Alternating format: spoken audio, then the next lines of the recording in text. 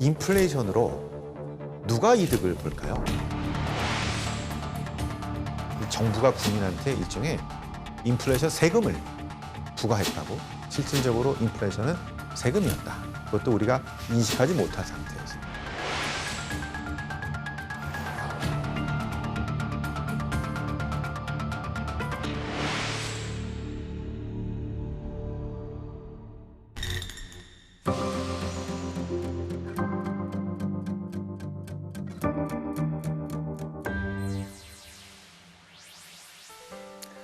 네, 오늘은 지난번에 이어서 금속화폐 시대 인플레이션 얘기를 해보겠습니다. 중세를 넘어서 이제 근세 초기인데요. 주화에 대한 권리, 이거를 우리가 민추리갈이라고 합니다. 다양한 동전을 어떤 동전을 쓸 것이냐 이런 지정하는 거, 그 다음에 주조할 수 있는 권리, 그 다음에 사용 규정 뭐 이런 것들, 주조 차익 이런 것들인데요. 이거를 사고 팔 수가 있었습니다. 그 권리가 예전에는 이제 사를 만유 대제 뭐 이런 식으로 프랑크 왕국의 이제 황제가 갖고 있다가 교회나 통치자, 그다음에 시뇨레라고 할 수 있는 영지를 받은 왕자들, 봉건 영주들까지도 이 권리들이 쭉 퍼지게 됐는데요. 1457년쯤에 합스부르크 왕가의 왕위 계승 문제도 있었는데, 이때 한쪽이 돈이 부족하니까 자기의 동전을 주조할 수 있는 권리를 팔아서 재정을 확보하고 이렇게 했습니다. 그 전에 로마나 그리스에서 봤던 이런 방식대로 저질 동전을 양산하게 되면서 화폐 가치 하락하고 인플레이션이 발생한 게 있는데요.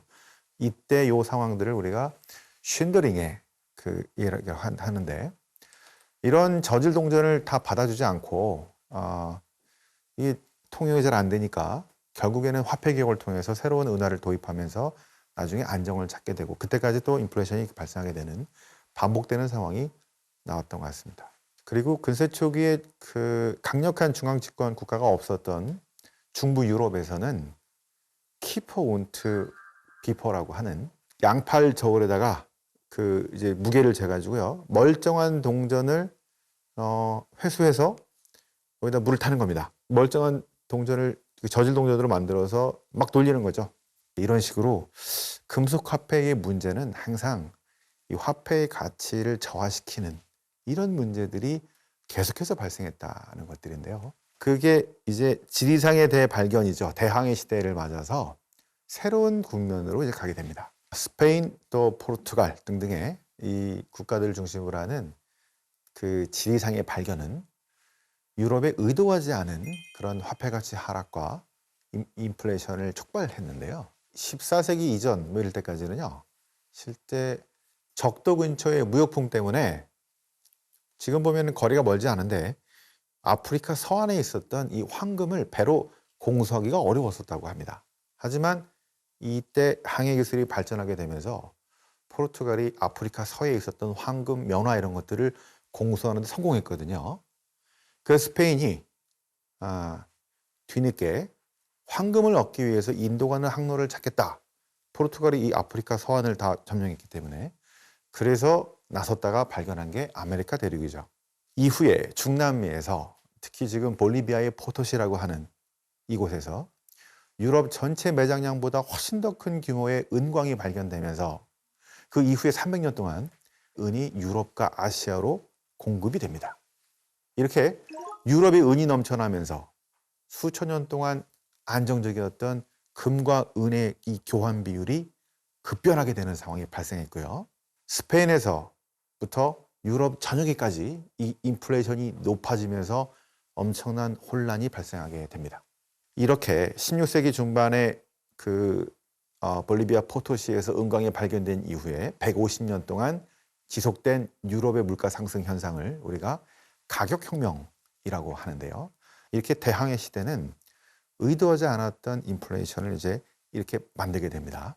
그런데 이 스페인으로 유입된 이런 금과 은에 의해서 16세기 유럽의 물가가 매년 1에서 한 1.5%씩 거의 100년 넘는 기간 동안, 특히 스페인은 거의 17세기 중반까지 6배 이상으로 급등하게 됩니다. 물가가. 이 당시는요, 국가가 부강해지려면 금은을 많이 보유해야 된다. 이게 중상주의죠. 이런 생각이 지배하고 있었기 때문에 엄청난 금은을 보유하게 된 스페인은 이 돈을 이용해서 각종 전쟁에 개입하고 그리고 교회, 성을 건축하는 이런 많은 돈을 쓰게 됩니다. 그래서 그 당시에 펠리페 3세라고 하는 이 스페인 국왕은 엄청난 금은을 갖고 왔음에도 불구하고 방만한 지출로 많은 빚을 지게 됩니다.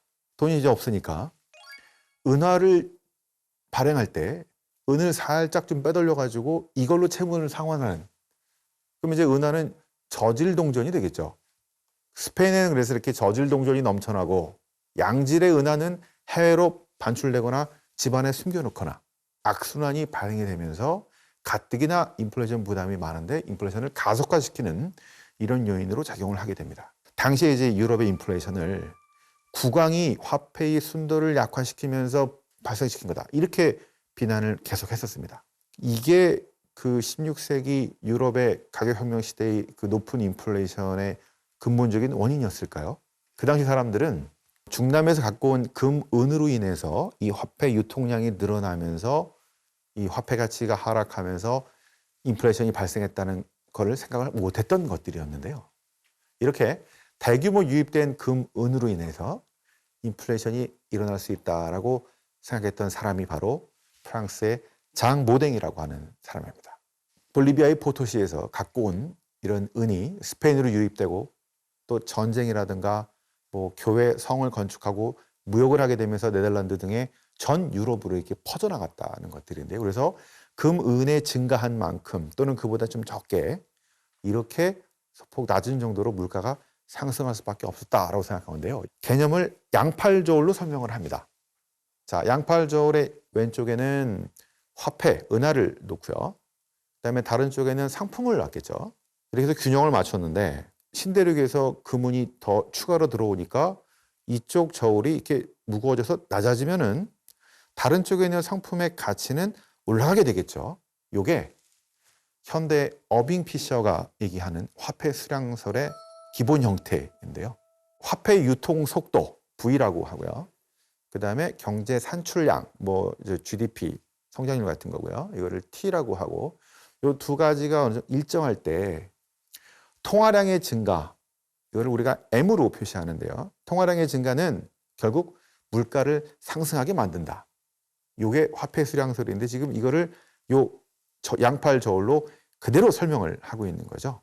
그래서 결국에는 이 16세기의 그 높은 인플레이션이 국왕이 물 타서 그런 게 아니고 그게 다가 아니라 실질적인 원인은 신대륙에서 유입된 거대한 귀금속의 유입이었다. 자, 이렇게 설명을 한 겁니다.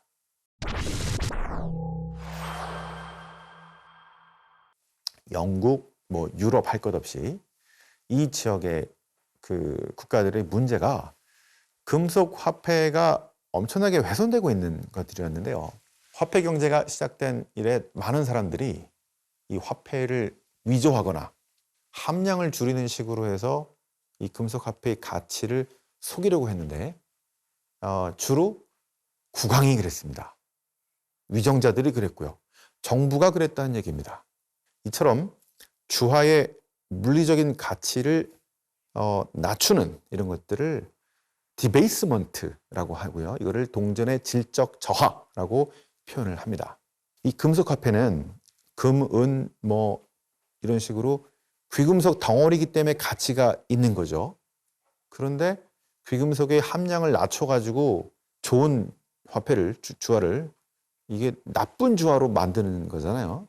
자, 이렇게 나쁜 주화가 많아지면은 화폐의 가치가 하락하면서 인플레이션이 높아지게 되는 이런 악순환이 반복이 이제 되는데요. 화폐의 순도를 낮추는 것과 함께 또 다른 주화를 훼손하는 방식이 있었습니다. 그게 뭐냐면 주화를 자꾸 달아서 마모되게 하는 거고요. 이거를 웨어링이라고 합니다. 그 다음에 또 한편으로는 또 부식되게 만드는 것들도 있겠죠. 커리전이라는 표현을 쓰고요. 그 다음에 의도적으로 자르는 겁니다. 커팅입니다. 큰 거를 잘라가지고 주변을 잘라서 뭐 이렇게 하는 거고요. 그리고 주화의 주변을 살살 깎아내는 클리핑이라는 방법도 있습니다. 이게 많이 성행했었고 아주 나중에 엄벌을 가하게 되죠. 그리고 주화를 가죽 부대에 넣고 계속 돌려가지고 비벼대가지고 이 금화 가루, 은화 가루를 만들어내는 스웨팅이라는 방법도 있었습니다. 이런 것들이 너무너무 성행했기 때문에 이 국가에서, 정부에서 이 문제를 해결하는 게 아주 중요했고요. 이걸 막기 위해서 17세기 후반에 여러분들 잘 아시는 만류인력 법칙을 발견한 아이작 뉴턴이, 여러분들 지금 100원짜리, 500원짜리 그 동전의 주변을 보면은 이 돌기가 있잖아요. 까끌까끌한. 클리핑 같은 이 동전을 훼손을 방지하기 위해서 아이작 뉴턴이 조폐국장을 하면서 개발한 겁니다. 화폐의 가치 하락 또는 위조지폐 뭐 이런 문제들이 워낙에 많았던 상황에서 돈의 가치를 속이는 것들이 횡행했었고, 특히 국왕, 정부 이런 사람들이 했었기 때문에 대표적으로 로마 유정자들이 그랬죠. 그 다음에 유럽의 군주들, 헨리 8세 또는 뭐 프랑스의 샤를 7세 이런 사람들이 대표적입니다. 종교개혁 이후에 그 교황과 종교 힘이 약해지면서 상대적으로 이 힘이 커진 유럽 군주들이 자기의 세력을 과시하기 위해서 재정이 많이 필요했고요. 흥청망청 돈을 쓰다 보니까 이 화폐의 신뢰를 약화시키는 이런 일들을 많이 했었는데, 이걸 이제 디베이스먼트라고 말씀을 드렸죠. 대표적 케이스가 이제 헨리 8세입니다. 헨리 8세는 원래는 그 태어날 때부터 아주 엄청난 그 부잣집에 태어났죠. 영국 왕가기도 하니까요. 엄청나게 돈이 많았는데 워낙 사치하고 돈을 많이 썼기 때문에 나중에는 돈이 없어서 화폐에다가 그 함량을 속이는 방식을 통해 가지고 자금을 조달했다고 합니다. 이게 너무나 많은 문제를 일으켰기 때문에 그때 헨리 8세의 재정 고문이었던 토마스 그리샴이라는 사람이, 여러분들 아마 그리샴의 법칙이라는 것을 들어보셨을 겁니다. 악화가 양화를 구축한다, 쫓아낸다. 자, 이런 얘기들이죠. 바로 헨리 8세의 재정 고문관이었던 바로 그리샴이 얘기한 것들입니다. 하도 그 돈의 함량을 속여가지고 급전을 조달을 계속하니까, 그래서 이 금융 시스템이 아주 엉망이 되니까 헨리 8세가 죽고 나서 엘리자베스 1세가 이제 즉위를 하고 나서 마찬가지로 재정 고문관이었던 토마스 그레이샴이 충고를 한 겁니다. 전왕이 하도 돈의 함량을 속여가지고 시스템이 엉망이었기 때문에 이대로 가면은 영국 망한다. 악화를 걷어들이고 새 돈을 만들어서 화폐 제도 개혁이죠. 이런 걸 통해서 이 시스템을 견고하게 하지 않으면 영국 망한다. 얘기를 한 겁니다. 이 문제의 심각성을 잘 받아들인 엘리자베스 1세가 충고를 받아들여서 악화를 걷어들이고 새 돈을 안정적으로 이렇게 만들면서 영국의 화폐 제도 개혁이 시작이 되죠. 1688년에 명예혁명 이후에 윌리엄과 메리 부부죠. 클리핑처럼 이제 화폐를 훼손시킨 사람들을 잡아다가 능지처참을 시킵니다. 지금도 위조 화폐, 뭐 화폐를 건드리는 사람들은 아주 중형에 처하죠.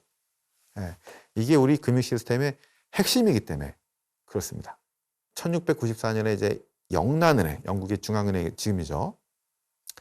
이거를 탄생시키고, 그 다음에 1696년쯤에 왕실 조폐청을 만들어서 아까 그 아이작 뉴턴을 조폐국장으로 시키고, 이렇게 위조하기 힘든 이런 주화를 발행하고, 그 다음에 불량 주화로 만든 그 손해를 정부가 부담하고 하면서 결국 영국은 화폐의 질적 가치 저하, 금속 화폐에, 자, 그런 디베이스먼트에서 이제 해방이 되게 되는, 유럽 각국의 국가 중에서 가장 먼저 이 디베이스먼트 문제로부터 해방되고, 그 뒤로 영국이 이제 산업혁명이라든가 여러 가지 이 제도 개혁을 거쳐서 정말 그 18, 19세기의 패권국가로 증강하게 되는데 아주 중요한 역할을 하게 되는 그 토대를 만들었다고 우리가 보통 얘기하는 것들이 이런 영국의 화폐제도 개혁, 그리샴의 충고에서부터 시작이 되는 이런 변화라고 볼 수가 있을 것 같습니다. 여태까지 저희가 금속화폐 시대의 그 인플레이션을 다뤄봤는데요. 금속화폐 시대에 문제가 발생했던 인플레이션은, 첫 번째는 금속의 그 순도를 약화시키는 방식으로, 자꾸 물타는 방식으로 국왕들, 봉건 영주들이 이런 방식을 통해서 저질 동전들을 양산해내고 그 돈을 가지고 채무를 상환하던가 재정을 확보하든 이런 방식이 반복적인 악순환을 보여줬던 측면이 하나 있었는데 이것을 극복하기 위해서 그 영국을 중심으로 해서 각국들이 이제 근대에 들어서게 되면서 개혁을 통해서 많이 개선된 측면들을 우리가 볼 수가 있었고요.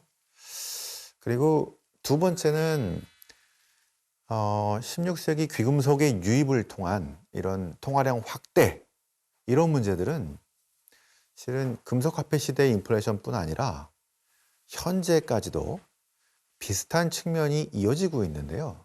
이렇게 급증한 통화량으로 인한 화폐 가치 하락과 인플레이션 상승은 금속 시대뿐 아니라 현재까지도 마찬가지 영향을 미치고 있다는 것을 우리가 볼 수가 있었습니다. 여태까지 저희가 금속화폐 시대의 인플레이션을 통해서 이제 봤을 때 초반에 민추리갈이라든가 이런 식으로 그 중세를 벗어난 근대 초기의 국왕들 또는 봉건 영주들이 화폐 순도를 약화시키면서 이 전쟁이나 이런 것들을 위해서 재정을 확보하려고 했고 채무를 상환했다는 이런 모습들을 우리가 볼 수 있었고요. 교회에서 벗어난 근대 유럽 군주들이 여러 가지 돈을 많이 쓰기 위해서 마찬가지로 순도를 약화시키고 또는 화폐에 대한 그 화폐 가치를 저하시키는 이런 문제들을 많이 했던 것들을 볼 수가 있었습니다. 그리고 그를 극복하기 위해서 영국 중앙은행을 중심으로 해서 조폐청을 만들고 근대식 화폐제도 개혁을 통해서 이 산업혁명으로 나아갈 수 있는 그런 토대를 닦았던 그런 모습도 볼 수가 있었습니다. 네, 다음 시간에는 종이화폐의 시대의 인플레이션에 대해서 말씀을 드리도록 하겠습니다.